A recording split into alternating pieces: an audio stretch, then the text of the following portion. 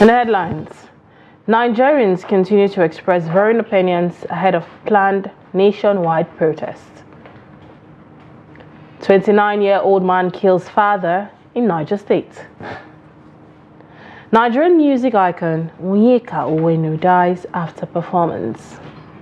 On the foreign scene, 3 killed in Israeli attack on Beirut. Hello, welcome to News Updates on Trust TV. I am Lilian Ogazi. And now to the news. The planned nationwide strike protest scheduled for August 1st to 10th have continued to draw widespread support due to severe economic challenges facing the country. High inflation, unemployment, and the removal of subsidies have exacerbated the hardship for many Nigerians, prompting calls for government action to address these issues. Trust TV's Dorcas Yakubu spoke to some traders and buyers at Utako Market, Abuja, on the upcoming hunger protest as the commencement date draws nearer. The report. Nigerians across the country are gearing up for a major nationwide protest slated to take place from August 1st to 10th. The protest, primarily fueled by worsening economic conditions, aims to draw government's attention to critical issues such as soaring inflation, unemployment, and the removal of subsidies that have plunged millions into poverty. Less than 48 hours to the protest, often referred to as the hunger protest, traders and buyers are of the opinion that the protest is a necessary step towards bringing an end to the economic crisis bedeviling the country. We want the protest to go on so that the government will hear us and do something about the high rate of things. The reason why I wanted to hold is the inflation is too much. That is not how things being done. When you buy things in the market today, tomorrow you go back to the market and the thing will double times 2. At least government will hear the people and make the necessary arrangements, how things will move on, how the government will subsidize some things.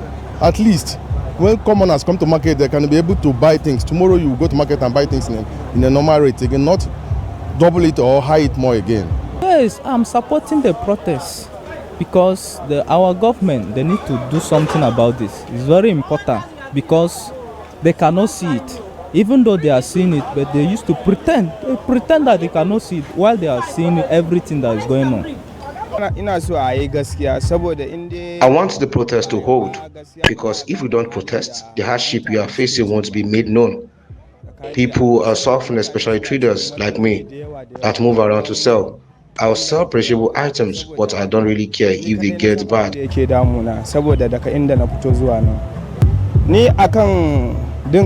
So long as our views are aired, but hopefully I will get to sell them. People are suffering from where I'm coming from. People have died because of hunger.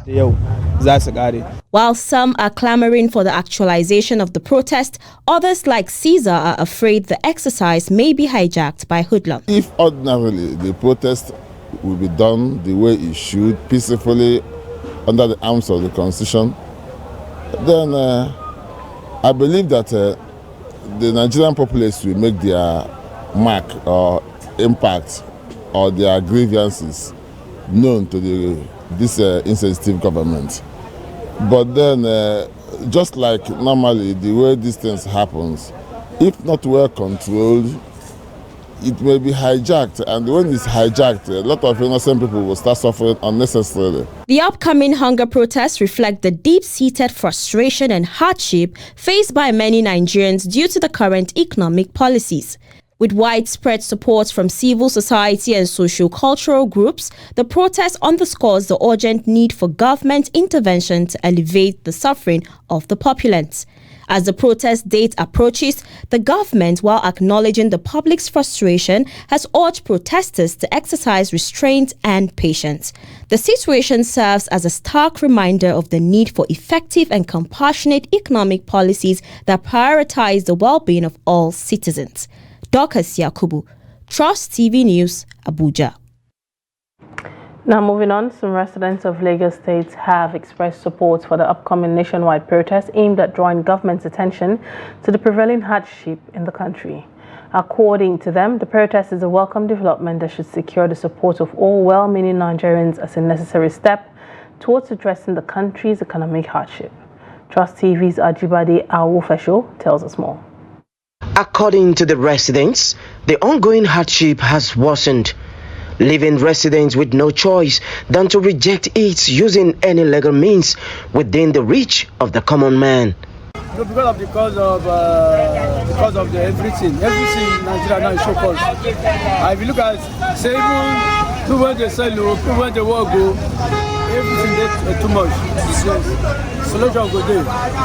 If you protest, there will be solution. Because at least when we protest, government will listen to us. Because the suffering is too much, and this is the way we can air our view. Government will hear us, because now government don't know what we are facing. So it now is a problem. Look at this. This is 2,000 something small cup. So we are hungry. People are hungry. When the government hear us, they are hungry. Yeah, they should protest.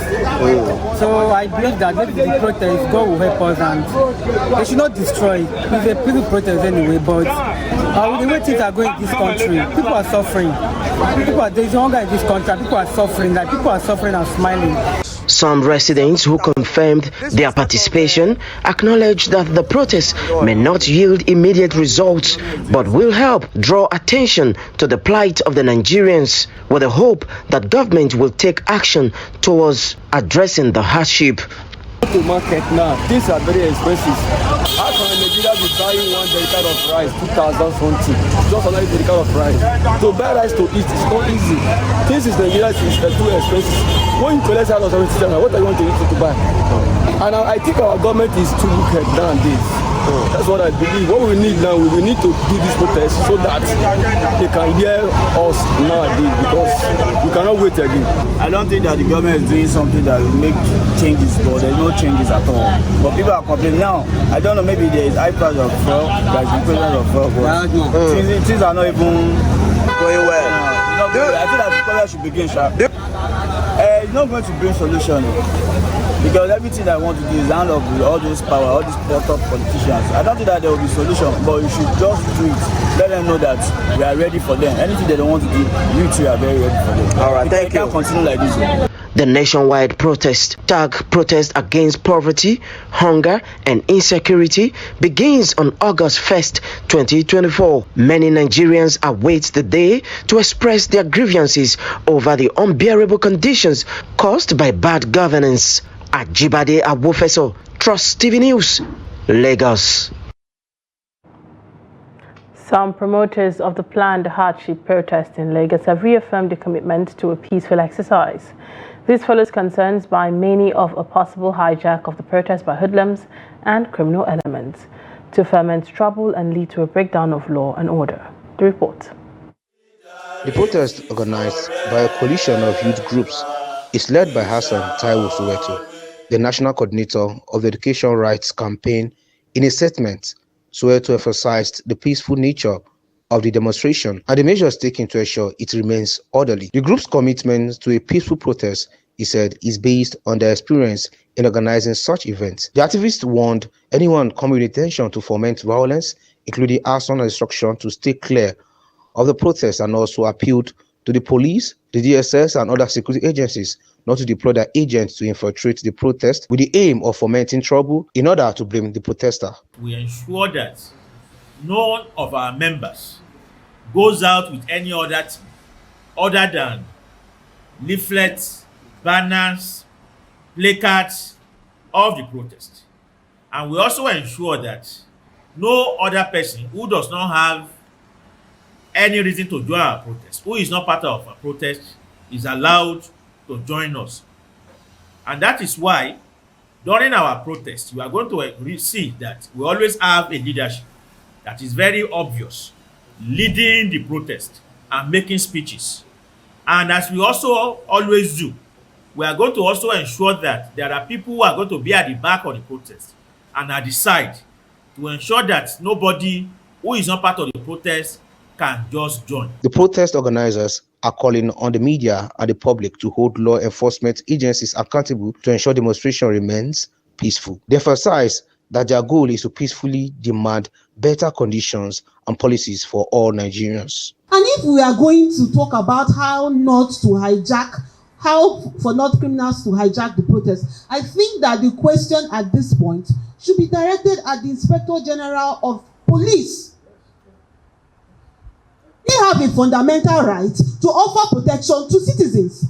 It is their obligation. We have come out to say that citizens have come out to say that they want to engage the government, which is constitutionally guaranteed. At this point, we need to also begin to ask the Inspector General of Police what are the instruments and mechanisms that they have put down to ensure that this protest does not turn violent by people who are determined to change the narrative. They should not send their hoodlums into our ranks. We are very, very peaceful, law-abiding citizens. All we are asking for is right to decent living. That's all. So, if their hoodlums are okay with palliatives, let them stay with their palliatives. Let them live on. Don't come into our ranks, and you will not see violence. The protest organizers, while emphasized their commitment to a peaceful demonstration, urged all participants to remain vigilant and report any suspicious activities.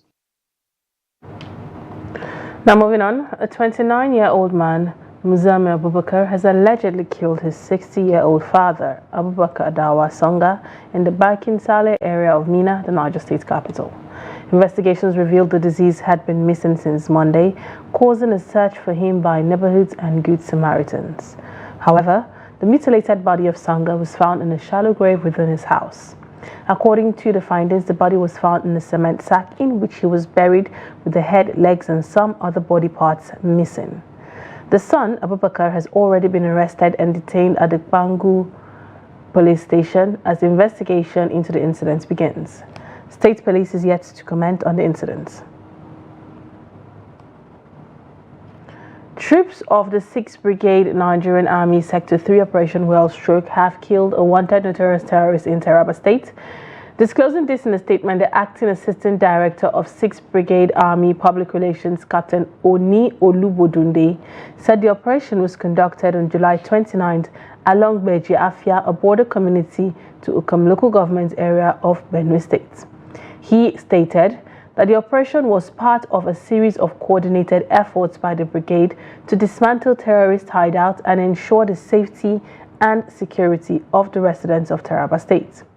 Items recovered include one AK-47 rifle and magazine, 7 rounds of 7.62 mm special ammunition, 2 mobile phones and assorted charms. The military identified the neutralized person as Odumegu, the second in command to Full Fire, a leader of a notorious terrorist gang operating around Taraba and Benue State, who has been on the wanted list of security agencies. A new Interpol report has revealed that thousands of dollars are being smuggled out of Nigeria every hour. This illicit outflow is draining the nation's economy and fueling corruption amidst the prevailing hardship in the country.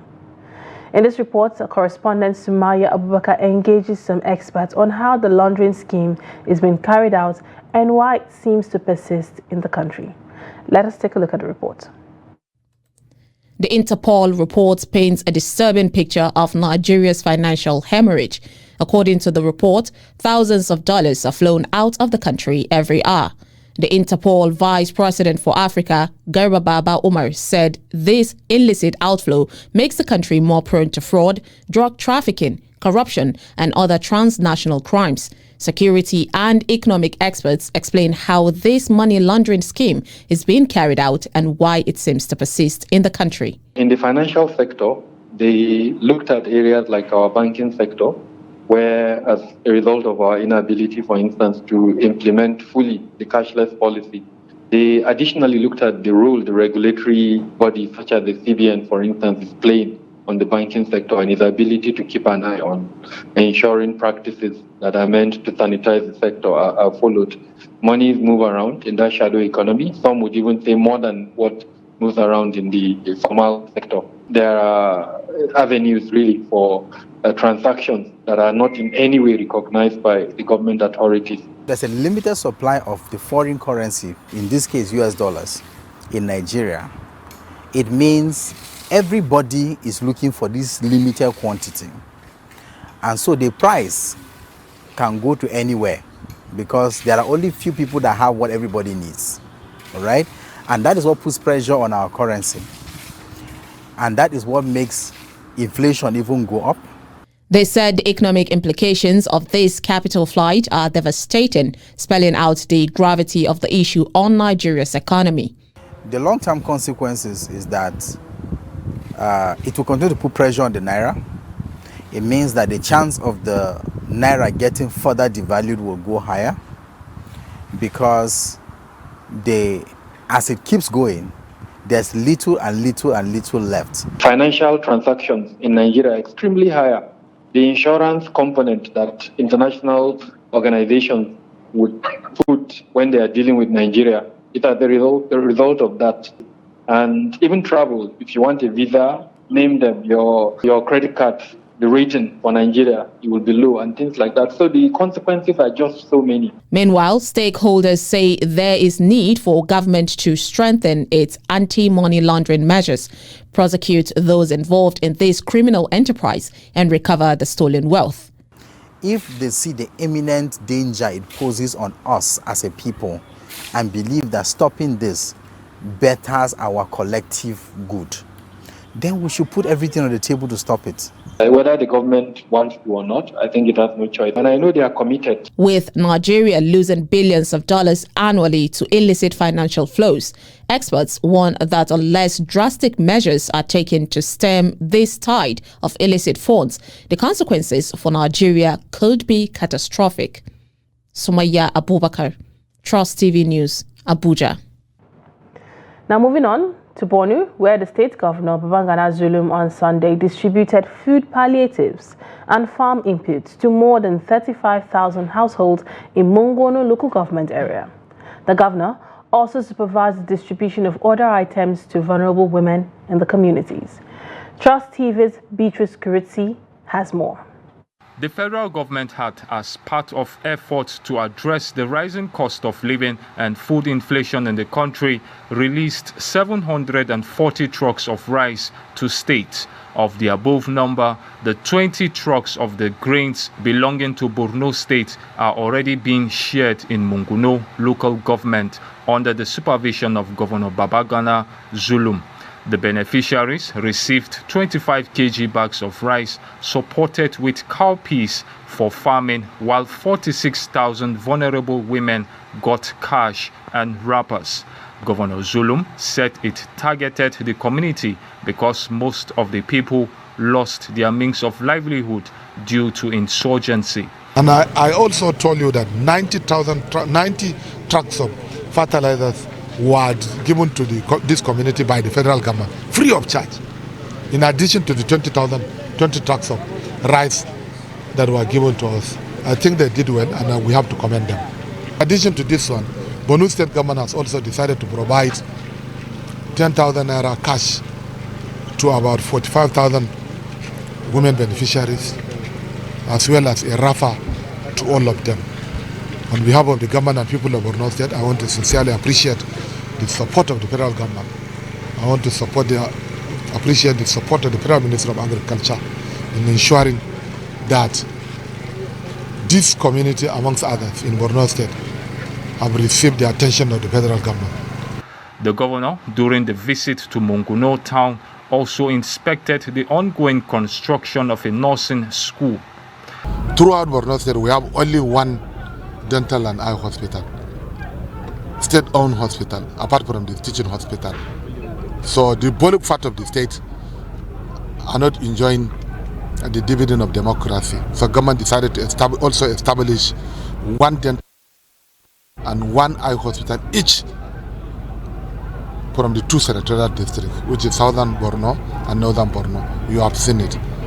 Visibly satisfied with the level of work, he said his administration is committed to addressing manpower deficit in the state's health sector. Beatrice Kuritsi, Trust TV News, Maiduguri. The current economic hardship in Nigeria have affected every aspect of life. The institutions of learning that depend heavily on paper and other stationaries are exploring available options. But infrastructural deficiencies are more problems to battle with. Jimmy Azande reports from Makodi.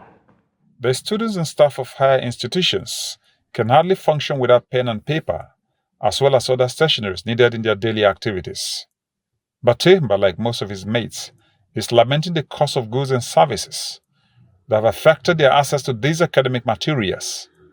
They now rely mostly on soft materials which are accessible at an affordable cost. The increase in the cost of printing now has actually made things difficult. Like I say, I always I print almost on a daily basis because I have my personal write-ups and then things in the department and other things as well. So, but now that things are really difficult, in fact, I find it very difficult printing as before. Those in the business of providing these goods and services are also lamenting how the current economic climate has changed the perception of their trade. They are worried that the failure of the government to regulate the prices of goods and services is a risk to Nigeria's economy. Before we used to buy, about 3 weeks back, we used to buy this at 3,600. It moves from there to 3,800. I will speak currently. A rim of 70 grams, which is the least paper you can get, is going at the rate of 4,400 from retailers. And if you from wholesalers, if you go to any retail, you may get this at 5,000. That is the situation of our country. For instance, we do print before a paper where a student will type and bring on his phone. We print at the cost of 13 naira. But because of the increase in paper and the ink and everything, the printing has increased to 15 naira. Some have even gone to the extent of printing at 100 naira. Photocopy, we were doing a photocopy front and back at 20 naira. But now we are doing a front and back at the cost of 15 naira. Some are even doing it at the cost of 17 naira. An economist and university don at the Benue State University, Joseph Fifa, says institutions are finding it hard to function and that the digital facilities as are today cannot guarantee the substitution of concrete stationaries. Some people are going digital by becoming paperless. But how many institutions in Nigeria can indeed truly go paperless? When you don't have consistent supply of electricity, which is supposed to be a basis for holding internet, and when you have the network, at what point is it even good? So transmission of materials online, which should be what is the ultimate thing as every other nation in the world goes, is becoming a problem in the country because there's no particular IT infrastructure that is embedded in the system to sustain the process of the use of online materials here and there. The federal government recently proposed a student loan to aid students in their academic pursuits. It is left to be seen how this educational intervention will change the narrative. Jimmy Azandi, Trust TV News, Makurdi. And now to the foreign scene.